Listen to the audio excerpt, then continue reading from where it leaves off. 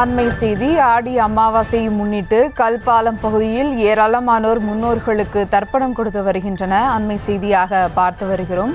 இது குறித்த கூடுதல் தகவலோடு இணைகிறார் செய்தியாளர் நவநீத கிருஷ்ணன். வணக்கம் நவநீத கிருஷ்ணன், விவரங்கள். நிச்சயமாக சுபா, ஆடி மாதம் என்றாலே ஆஃபர் மாதம் மட்டுமல்ல, அம்மனின் அருள் மற்றும் பெரியோர்களுடைய ஆசீர்வாதங்கள் நிறைய கிடைக்கக்கூடிய ஒரு மாதமாகவே இந்த ஆடி மாதம் பார்க்கப்படுகிறது. இன்று ஆடி அமாவாசையை முன்னிட்டு பார்த்தோமேனால் நிறைய பகுதிகளிலே தங்களுடைய மறைந்த முன்னோர்களுக்கு அவர்களை வேண்டி அவர்களுடைய அருள் கிடைக்கும் வண்ணமாக, அவர்களுடைய ஆசீர்வாதம் கிடைக்கும் வண்ணமாக தர்ப்பணம் செய்யக்கூடிய நிகழ்வானது நடைபெற்று வருகிறது. நாம் தற்போது பார்க்கக்கூடிய இந்த காட்சி மதுரை வைகை தென்கரை பகுதியில் இருக்கக்கூடிய கல்பாலம் பகுதி.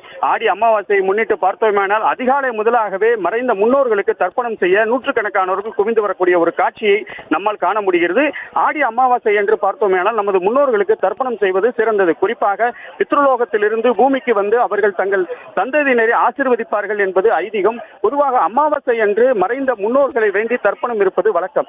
ஒவ்வொரு மாதமும் அமாவாசை என்று தங்களுடைய முன்னோர்களுக்கு தர்ப்பணம் கொடுத்தாலும் இந்த ஆடி மாத அமாவாசை என்று முன்னோர்களுக்கு தர்ப்பணம் கொடுப்பது சிறப்பான ஒரு மாதமாகவும் ஐதீகமாகவும் பார்க்கப்படக்கூடிய வேளையிலே மதுரையின் வைகரை இருக்கக்கூடிய, அதாவது தென்கரை பகுதியில் இருக்கக்கூடிய அந்த கல்பாலம் பகுதியில் காலை முதலாகவே மறைந்த தங்களுடைய முன்னோர்களுக்கு தர்ப்பணம் செய்யக்கூடிய நிகழ்வானது தற்போது நடைபெற்று வரக்கூடிய ஒரு நிகழ்வை நம்மால் பார்க்க முடிகிறது. இதே போல மதுரையின் பிற பகுதிகளாக இருக்கக்கூடிய பேச்சியம்மன் படித்துறை, அதே போல மதுரையின் பெரியார் பேருந்து நிலையம் அருகே இருக்கக்கூடிய இம்மையிலும் நன்மை தருவார் கோயில் மற்றும் சோழவந்தான் உள்ளிட்ட பகுதிகளிலே மறைந்த தங்களுடைய முன்னோர்களுக்கு தர்ப்பணம் செய்து வருகிறார்கள். குறிப்பாக பார்த்தோமேனால் ஆடி மாதத்தை குறிக்கக்கூடிய வகையிலே அந்த ஆடி அமாவாசை என்பது சிவனை குறிக்கும் சூரியனும் சக்தியை குறிக்கும் சந்திரனும் சேர்ந்து சந்திரனின் செல்வாக்கை அதிகரிக்கின்றது.